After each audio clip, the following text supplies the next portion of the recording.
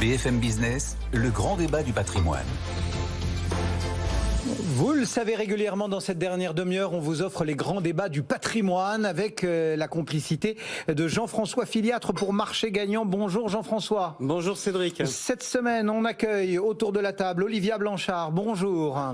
Pour Acteurs de la finance responsable, et Anne-Claire Impérial. Bonjour. Bonjour. Directrice ESG et engagement, c'est Sycomore AM. On va tourner autour de la question de Total en essayant de réfléchir s'il faut ou pas l'intégrer dans le portefeuille Marché Gagnant. C'est ça, Jean-François? Pourquoi ce débat aujourd'hui? Alors, pourquoi? Déjà, la première question, c'est une question déontologique. Aujourd'hui, on rappelle l'histoire en deux mots. On va pas regarder les constantes financières. Exactement. Pourquoi? Parce que j'ai annoncé la semaine dernière que CGG allait quitter le secteur de l'énergie parce que la boîte est trop petite, elle a été shortée, donc j'ai dit on arrête sur le dossier CGG. Et puis, ça fait 2 ans et des poussières qu'on fait ce portefeuille. On n'a jamais parlé de critères extra-financiers. On s'est toujours intéressé à des critères financiers. Donc, je me suis dit, le secteur de l'énergie, il n'y a pas plus bel endroit, puisqu'on veut faire de la pédagogie, du pragmatique, etc. On a une très grosse valeur, c'est Total. Donc aujourd'hui, on ouvre le débat et les gens peuvent voter sur le site de Marché Gagnant. C'est traditionnel quand on arbitre dans... C'est traditionnel. Donc la question qu'on a, c'est dans un environnement de réchauffement climatique, est-ce qu'on peut intégrer Total dans notre univers d'investissement? Il y a 3 réponses possibles. Oui, sans condition. Non, ça c'est binaire. Et puis il y a une solution intermédiaire qui est oui, si jamais... Il y a la réponse de Normand. Si jamais Total fait pivoter son modèle économique. Bon, bah alors on a déjà 3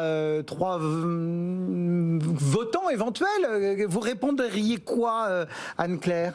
Alors pour ma part, ça dépend de ce qu'on a vendu aux clients et à l'épargnant dans le fonds d'investissement. Bon, donc ça vote en touche. Plutôt non. Ah, plutôt non. Bon. Olivia? Non. Non. Très binaire. C'est binaire, bon. Et Jean-François? Alors moi, écoutez, je vais vous faire une confidence, c'est que je ne vais pas pour l'instant prendre position. Ah bah oui. Mais en revanche, je peux juste vous dire une chose, c'est qu'on a invité Total à ce débat. Oui. Malheureusement, ils n'ont pu être présents, mais j'ai malgré tout échangé avec eux. Et du côté de chez Total, c'est binaire aussi, mais la réponse est oui. Ah, c'est assez surprenant. Bon, alors voilà, donc les votes sont posés sur la table, chacun a de façon très brève pris position. On va essayer de reprendre justement un petit peu ce qu'on pense. D'abord, Olivia, pourquoi non ? Alors, si on reprend justement la question, il y a un élément qui est très important. On remet dans le contexte, on parle ici dans un objectif de réchauffement climatique. Donc, réchauffement climatique, en finance, qu'est-ce que ça veut dire? Durabilité. Et là, si on commence à rentrer et à tirer le fil de durabilité, on se dit, est-ce qu'en finance, si on se dit qu'on a un objectif d'investissement durable, peut-on investir dans Total? La position au sein de notre association, des acteurs de la finance responsable, pour nous, c'est de dire non. Pourquoi? Parce que durabilité est complètement contraire à l'investissement dans les énergies fossiles. Simplement parce que le secteur d'activité lui-même n'est pas durable. C'est quoi, juste, on peut se poser la question, parce que moi je suis épargnant, j'entends ça, c'est quoi un investissement C'est quoi la définition de la durabilité? Alors, aujourd'hui, c'est un petit peu tout le nerf de la guerre, c'est de déterminer ce que ça veut dire justement un investissement durable. Alors, au niveau européen, ils se sont posés la question, ils ont mis autour de la table beaucoup de scientifiques, d'experts, et ils se sont dit maintenant, on va essayer de définir la durabilité de manière très technique et assez stricte. Et donc, ils ont créé pour pas que ce soit fluctuant. Exactement. En se disant, on va tous se mettre d'accord déjà en France, en Allemagne, en Suède, etc. Se dire, OK, ça veut dire quoi durable? Et donc, ils ont créé un outil qui s'appelle la taxonomie, qui est comme un dictionnaire de la durabilité. Et dedans, vous allez trouver des secteurs dits éligibles, où on va dire, par exemple, le transport, c'est éligible, c'est potentiellement durable, mais ça doit répondre à des critères techniques très précis. L'Europe s'est prononcée et a quand même dit que le secteur des énergies fossiles n'était pas un secteur éligible à la taxonomie, donc pas durable. On rappelle, pour le terme taxonomie, on ne parle pas de fiscalité. Non mais franchement, c'est un dictionnaire. Ouais, c'est Buffon, je crois, en classant les espèces. Donc on n'est pas du tout dans le domaine fiscal. C'est vrai que là, comme on est sur les questions de pollution, tout le monde a une petite idée fiscale. Bon, voilà pour votre regard. Anne-Claire Impérial. Alors pourquoi la réponse n'était pas nette sur le non en introduction et effectivement, je pense qu'il faut se reposer dans le contexte de ce que l'on vend, nous, en tant qu'investisseurs, à nos clients comme fonds. Et donc effectivement, quand on se pose sur des questions des fonds labellisés, donc qui ont le label ISR en France, ou des fonds qui ont effectivement un engagement de durabilité, là je pense que, et pour nous chez Sycomore, la réponse est non.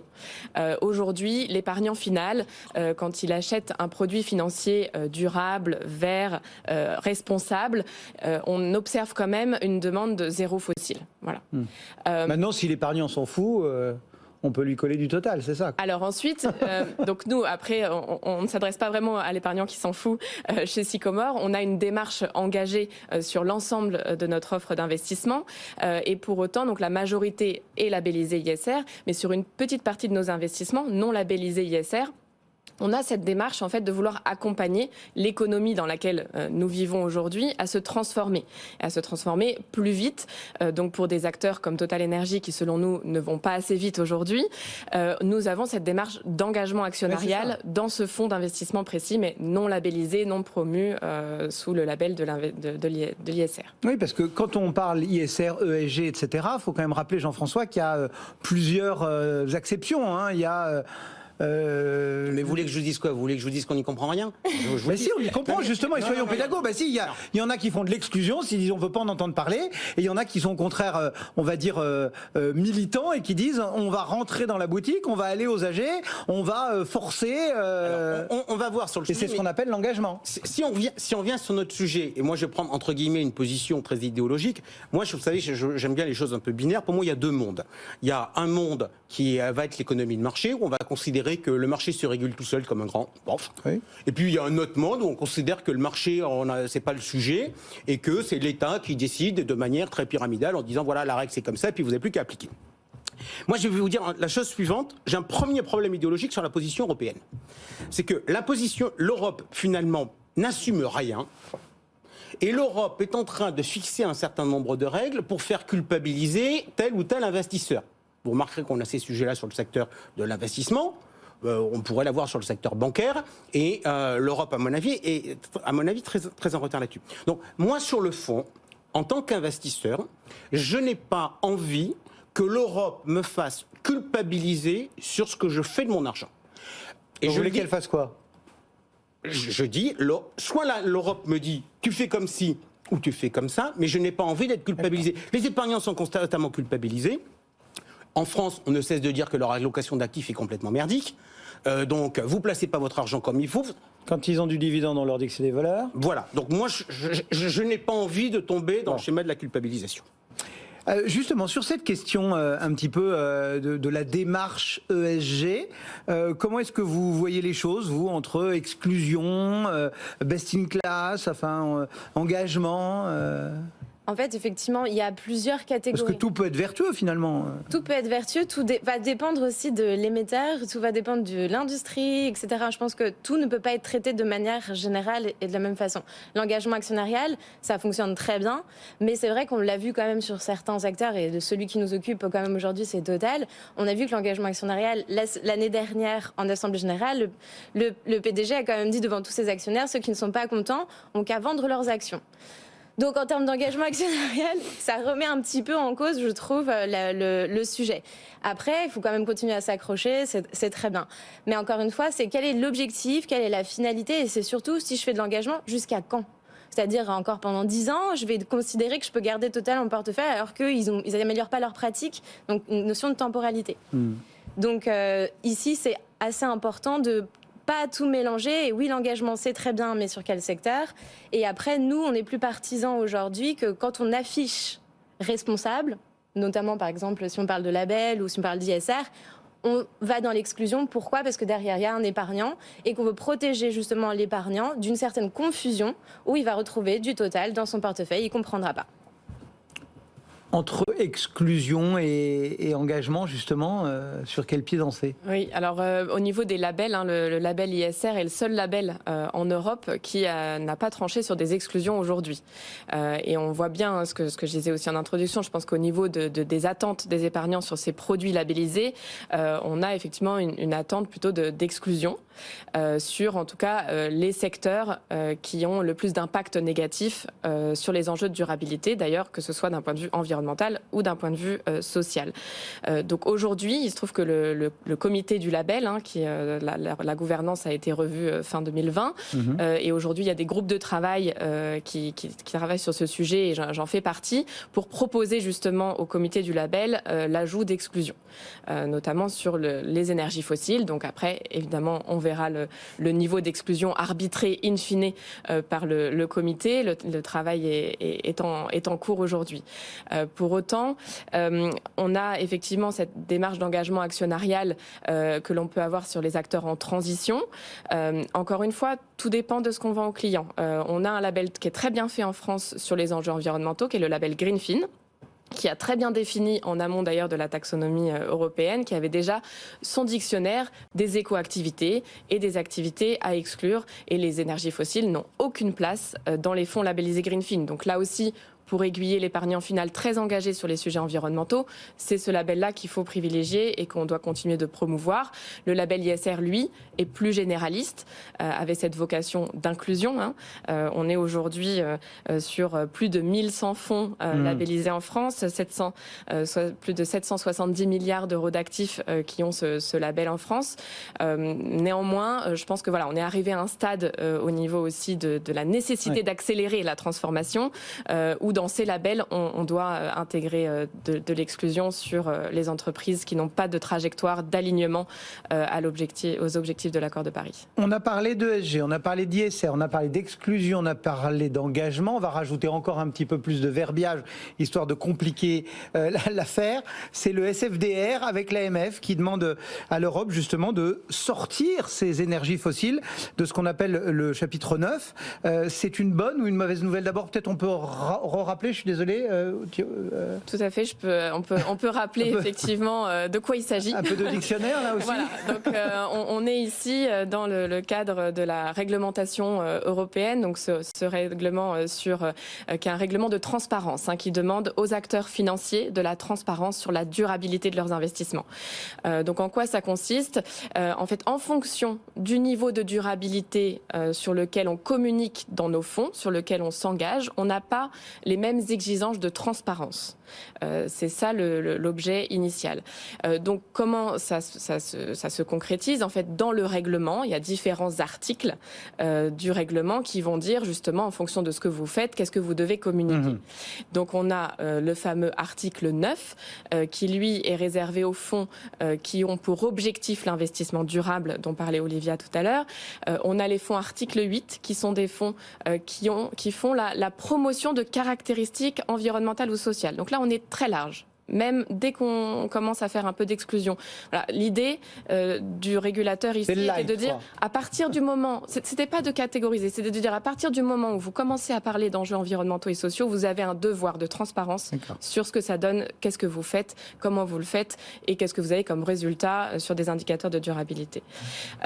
Et ensuite, on a une définition de l'investissement durable qui est donnée dans ce règlement, qui cite finalement un certain nombre de thématiques contributives sur des sujets environnementaux, sociaux assez classiques.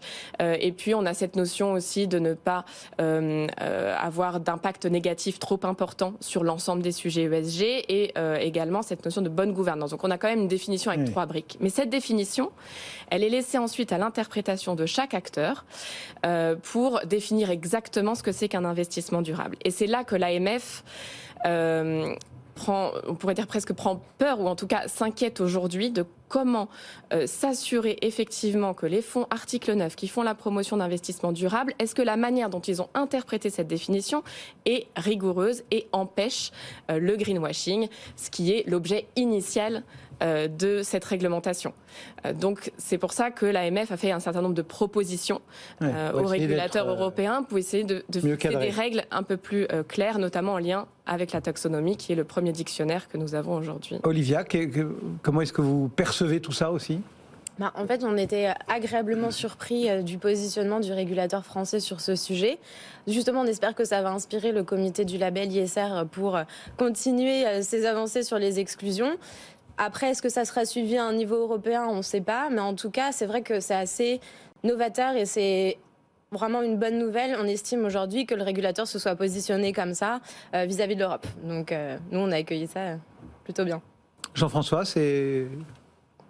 L'AMF est dans son rôle, c'est bien, non, c'est pas... Pardon, l'objectif du label ISR, quand il a été créé, ça a été la même chose que le label CIES quand on avait fait ça en épargne salariale. C'est de faire en sorte qu'à terme, tout le monde soit labellisé, parce que ça devenait du marketing. On s'est dit qu'on avait un peu exagéré.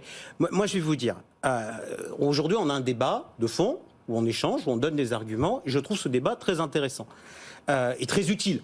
Et chacun va se positionner par rapport à ce débat, par rapport à son histoire, sa vision de la société, etc. Et là encore, je vais critiquer le schéma européen, mais aujourd'hui, maintenant, on demande les préférences ESG des clients pour savoir dans quel tunnel on va les mettre, sachant que les tunnels, on n'est pas tout à fait sûr, parce qu'on a fait SFDR, c'était très bien, mais on n'avait pas... on a fait la demande aux gestionnaires de communiquer sur leur stratégie en matière de finances durables, alors qu'on n'avait pas encore mis en place les textes sur le fait que les entreprises donnent les éléments pour pouvoir le faire. Donc, mais franchement, sur ce dossier-là, on n'est pas durable, on fait tout en sens inverse. Moi, j'ai un Remarquez, conseil... pour le PEA-PME, ça avait été un peu pareil. Mais moi, je vais vous dire, j'ai un conseil simple, je ne vais pas vous donner mon vote sur le sondage, mais moi, j'ai un truc simple, c'est que sur un questionnaire CIF aujourd'hui, sur un questionnaire client, n'avoir aucune préférence durable. Aucune. Ce qui ne veut pas dire que derrière, on ne mettra pas que des trucs avec des préférences durables. Mais je trouve que l'organisation du système me déplaît fortement. Bon, ça c'est dit. Alors, juste dans cette histoire, on a donc les labels, etc., qui nous permettent de nous guider et qui pourraient peut-être nous faire décider. Sauf qu'en face, on a aussi la boîte telle qu'elle est et ce qu'elle se voit, elle. Et quand on écoute un peu toutes les déclarations, que ce soit de Pouyanné ou d'autres représentants de Total, ils nous disent, mais nous, on investit beaucoup dans le renouvelable, regardez, ceci, cela. Enfin, donc, il faut leur faire confiance aussi un petit peu, non, Olivia Alors, oui, en fait, c'est vrai que ce sont les premiers financeurs en France. Ils ne se contentent pas de nous vendre du gasoil lourd à mettre dans nos... Honnêtement, ce sont les premiers financeurs en France sur les énergies renouvelables, etc. Il faut bien qu'ils bénéficient d'investissements. Voilà, mais ils ont aujourd'hui un résultat de 36 milliards. Et puis, en fait, si vous regardez la production des énergies renouvelables sur la production des énergies fossiles, ça représente 0,38%. Donc, en fait, aujourd'hui, on va afficher... C'est ce qu'on fait des chiffres, en fait. Si vous voulez parler en valeur absolue, bah oui, ça fait beaucoup de milliards investis dans les renouvelables. Mais si vous parlez en valeur relative, on est toujours à moins de 10% de leur CAPEX ou OPEX. Donc, est-ce que vraiment, avec ce type d'investissement et ce montant-là, on peut parler de vrais shifts de modèle économique ? C'est contestable, je pense. Le compte n'y est pas mais c'est vrai que c'est très intéressant quand on regarde la répartition des flux nets de trésorerie 2022 du groupe. On a un tiers pour l'actionnaire, un tiers pour la réduction de la dette et un tiers pour les investissements. Et dans ce tiers d'investissement, on a un quart à peu près pour les énergies renouvelables. On en a tout autant pour les nouvelles productions de pétrole. Et quasiment tout autant pour le maintien des puits existants. Donc le compte n'y est pas. Le compte n'y est pas. Et même surtout, si ça fait des milliards. Quand on voit, alors c'est effectivement 5 milliards de dollars qui ont été investis l'an dernier sur les énergies renouvelables pour Total Energy. Ce sera la même chose peu ou prou pour 2023. C'est effectivement un engagement aussi à horizon 2050 d'installer 50 gigawatts. On était à 0 pour le groupe ou un peu moins de 1 en 2017. Donc oui, il y a une dynamique. Mais quand on voit ce bénéfice record de 19 milliards de dollars cette année, on peut quand même et cette allocation du capital qui a été faite pour 2022, on peut se demander quand même si on ne pourrait pas aller plus vite et faire cette démonstration avec tout cet argent qu'effectivement on peut le diriger et l'orienter pour orienter le modèle économique de Total sur une trajectoire alignée avec les objectifs de l'accord de Paris. Qu'est-ce qu'on se dit face à ce que dit Total Le serpent se mord la queue. Le serpent se mord la queue, pourquoi? Je vais vous dire. Parce qu'en réalité, tout ce qui est en train de se passer, la stratégie européenne, c'est d'orienter les flux en disant on va orienter les flux vers les trucs propres et on va retirer des flux aux trucs sales. Aujourd'hui, vous regardez la valorisation des pétrolières, vous regardez la valorisation totale. Grosso modo, ça vaut pas cher. Comme ça vaut pas cher, il faut attirer des capitaux. Comment on veut attirer des capitaux? Qu'est-ce qu'on fait? On détourne des flux du capital vers les actionnaires. Le sujet, il y a deux sujets majeurs chez Total, et on en retombe quelque part toujours aux financiers. C'est l'ampleur du désendettement. Et deuxièmement, quand on entend Total nous dire si les prix du pétrole sont élevés, je vais rendre plus de pognon aux actionnaires, c'est vrai qu'on pourrait dire si les prix du pétrole sont élevés, mais plus de renouvelables. Mais pour autant, on est dans un système. Ça, j'ai dit, l'Europe, elle a quand même un peu compliqué parce qu'elle a juste oublié qu'on était dans une économie de marché, dans un monde capitaliste. Anne-Claire, malgré tout, cette répartition, c'est peut-être en étant à l'AG qu'on peut la faire bouger. Alors, j'entends bien ce que disait Olivia, et je suis tout à fait d'accord. Combien de temps? Il y a la question du calendrier, mais c'est peut-être quand même à l'AG qu'on est les mieux placés pour leur dire « Hé les gars, effectivement... Oui, tout à fait. Donc nous, effectivement, on engage, on a un dialogue actionnarial avec Total Energy depuis plusieurs années. En particulier en 2020, on s'est regroupé avec d'autres actionnaires pour déposer une résolution qui visait à augmenter le niveau de transparence de Total Energy sur sa stratégie climat, notamment en considérant l'ensemble des scopes 1, 2 et 3 de ses émissions avec des objectifs à court, moyen et long terme. Donc c'est en demandant un effort de transparence dans la communication du groupe et nous avons co-déposé donc avec succès cette résolution en 2020 et en 2021 le groupe a proposé sa première propre résolution, ce qu'on appelle les Say on Climate, que nous n'avions jugé pas à la hauteur, de même en 2022. Donc on continue chaque année avec ce groupe d'investisseurs de dialoguer avec Total et chaque année on observe, je dirais, un certain nombre de progression quand même. Pas assez vite, mais un ça petit peu, avance. voilà, pas assez vite effectivement, mais on est convaincu de l'importance de cet engagement actionnarial que l'on a aussi sur d'autres sujets avec le groupe, puisque vous le savez, il y a des enjeux de droits humains majeurs sur certaines opérations du groupe également.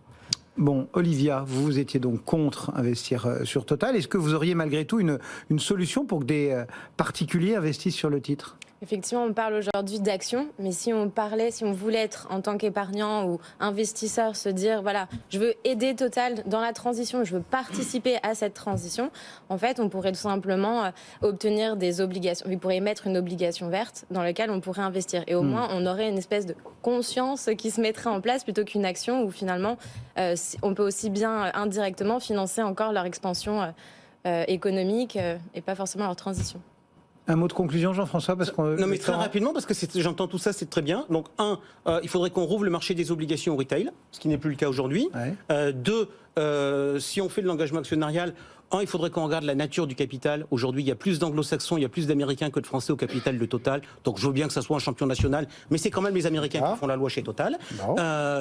Deuxièmement, si on parle d'engagement actionnarial, on rappelle juste que Total a été un cas emblématique, parce que ça a été la première résolution sur le climat, elle avait été retoquée par la direction en disant c'est pas l'affaire des actionnaires, c'est l'affaire du conseil d'administration. Et donc le dépôt des résolutions en assemblée générale est un vrai sujet de place et j'aimerais bien entendre l'AMF sur le sujet.